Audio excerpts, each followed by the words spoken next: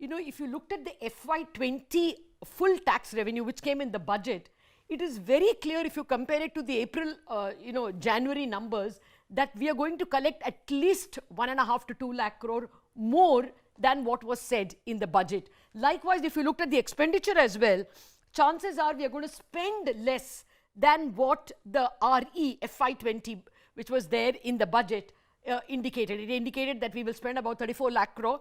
It doesn't look like we'll spend so much. So the thesis I'm putting forward is that it is quite simple for the government, because it is going to be faced with more taxes than it expected and less expenditure than it expected, to cancel either the extra borrowing or, much better, to reduce the excise duty on fuel, which again will be beneficial for inflation. Let's quickly get to the tax numbers so you can go through the numbers yourself.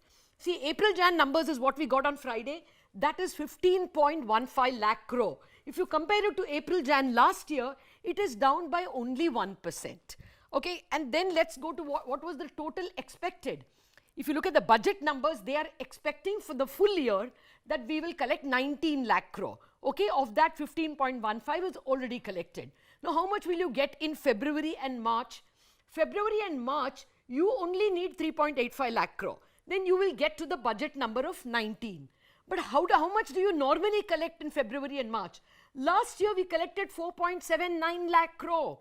And mind you, March was a washout month. We already had gone into lockdown by 22nd March, and some states had gone down even earlier.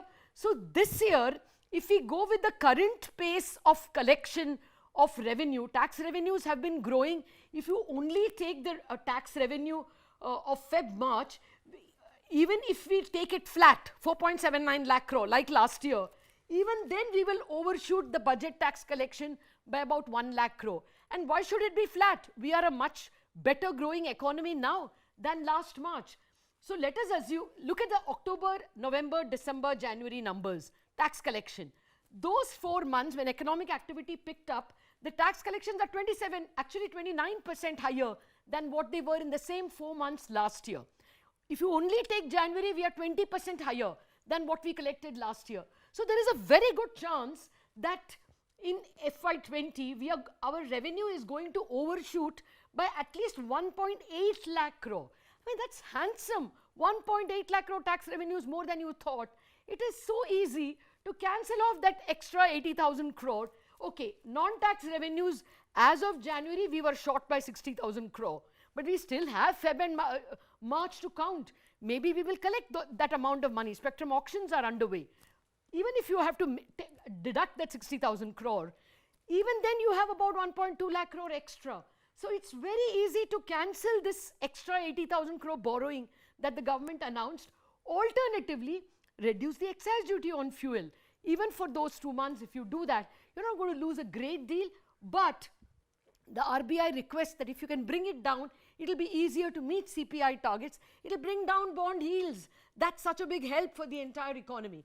Let's look at the expenditure numbers. You'll get the same feeling. See, the April-Jan expenditure numbers, let us compare it. Forget the capex and revenues. Just look at the total. We are supposed to collect in the full year 34.5 lakh. We are supposed to spend 34.5 lakh crore. Up till January, we have spent only 25 lakh crore, which means we have to spend about 9 lakh crore, actually 9.4 lakh crore in 2 months. Can you spend 9.4 lakh crore in 2 months? Just the difference, 34.5 minus 25.1. That much we have to spend in February and March. How much did we spend? Let's get to the next one. How much did we spend last year? We have to increase our expenditure by 20% compared to last year to reach this number of 34.5 lakh crore.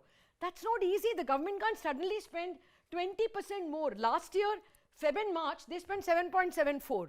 Can they spend 9.4 lakh crore this year?